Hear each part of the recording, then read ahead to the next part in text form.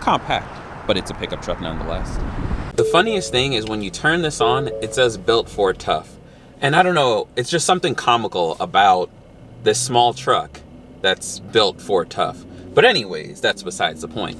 Hey guys, welcome to another episode of LJ's Garage. I am finally sitting in a 2022 Ford Maverick, and this is one of the coolest little trucks. Well, there aren't a lot of little trucks, let's just be honest. This is one of the coolest compact little pickup trucks that you can get. And if you're from the 80s, 90s, and you remember when mini trucks were a thing, well, this is kind of cool to have another mini truck back. And that's what I'm going to call this, the mini truck. There's a lot to cover on this one, mostly specs. And that's really the deciding factor for a lot of people. But don't worry, LJ is going to take you on a little deep dive, and we're going to explore a little bit of what this Maverick has to offer. Ford says this thing is flexible, fun, and affordable, but I'll give it the affordable, seeing as this truck starts at $19,995, just barely cracking that $20,000. But with COVID and all sorts of stuff, trying to get your hands on one of these is pretty hard. You've got the XL, the XLT, and then the Lariat. I'll show you a couple little bells and whistles. But overall, this truck is designed to do some work. It's not about luxury, it's not about niceties, but this does have the things that you need. So let's get right into it. As far as the engine option goes, the first thing that you're going to get standard every single trim model is a 2.5 liter hybrid. After that, if you are feeling fancy, you can spend about $1,000 more and you can get the 2 liter EcoBoost, which is just a 4-cylinder turbo. That's what Ford calls their turbo systems, EcoBoost. I don't know why I quoted. It's called the EcoBoost. Don't listen to the fingers. Let me show you a little bit of the truck first, and then I'll dive into some of the features. Just look at this thing with the lights on it. It's very clean, very nice.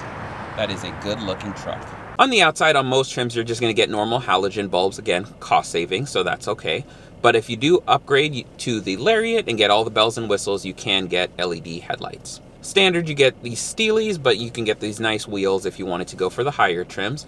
The bed is where most of the magic happens, and it is a 4.5-foot bed. And if you do put the tailgate down, then bam, you got a little bit more space. I'll show you guys all that cool stuff.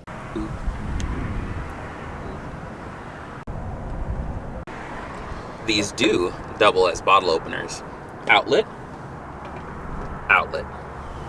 So you can move this into several positions. Ford calls this a multi-position tailgate. There's a lot that you can do back here, but it's got 10 tie downs, and you can put little lumber here to kind of separate this, make it what you want. You can get tonneau covers. There's a lot that you can do. To be a little bit old school, bam, look at that manual key. No remote start, but that's okay.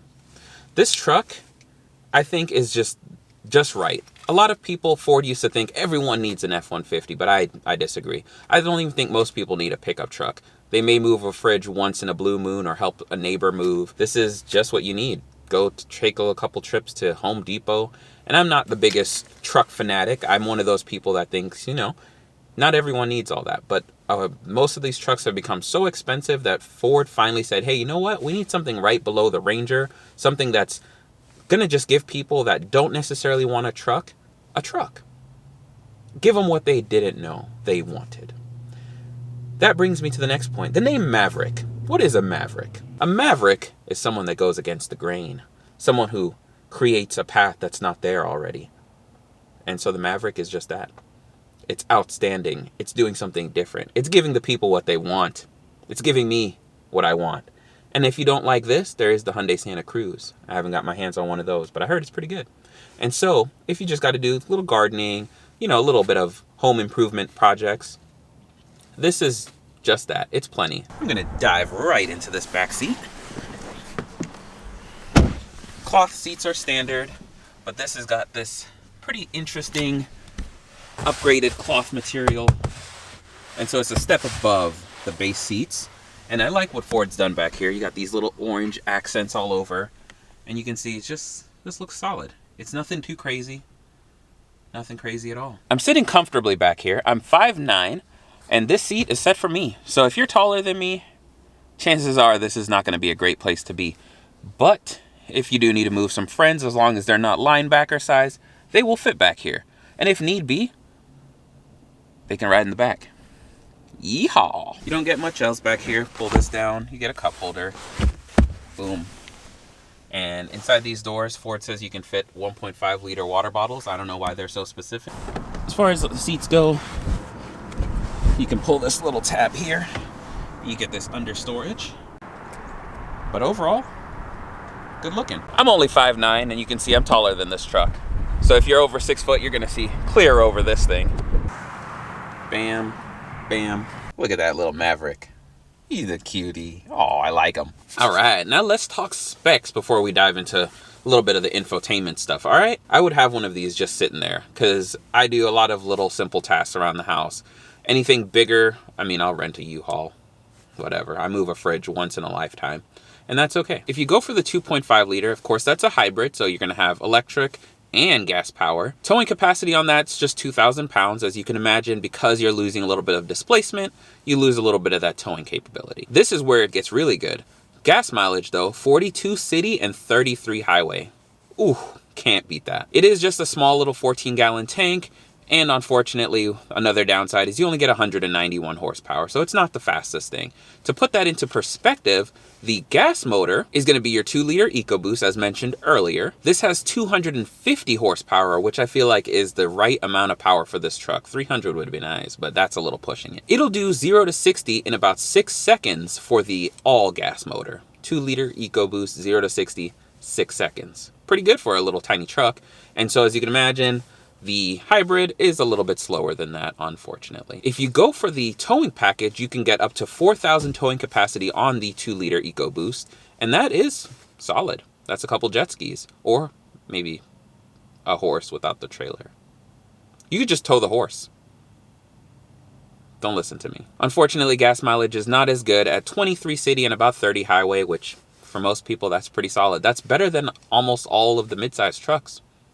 So something to think about. When you get one of these loaded, it comes in right about the same price as a starting price for a Ford Ranger. So you got to be careful if you're optioning one of these out, because that's kind of not what this is for. You know, this truck, if it's going to be a work truck, remember that.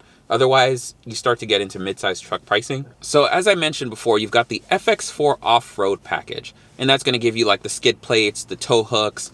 It's going to give you the upgraded suspension. It's way better for taking this off-road, but it's nothing outstanding. It's not gonna, make this thing a super full crazy off-roader by any means. A lot less street friendly and more off-road friendly. Let's just put it that way, right? Another thing to consider is that $19,000 starting price. That's without paying for all-wheel drive, which is a $2,000 option. So it puts you right over that, and that's a lot closer to, again, your mid-sized trucks. That's kind of the thing with this, is you have to use this truck the way that Ford intended it for it to stay at the price point that makes the most sense. And before I get any deeper, special thanks to SVG Motors over here in Beaver Creek, Ohio. If you're in the area, be sure to stop in and ask for Nathan. With all that being said, let's get back right into it. And actually, one last point that you must know. If you're going to go for the hybrid, you're getting a CVT. If you go for the EcoBoost, you'll get a traditional automatic transmission, and it is way better, way more reliable, way more fun. But don't let me sway you on just that. But if you care about speed and performance and a little bit more quickness, you're not going to want the CVT, and you're going to want that EcoBoost motor.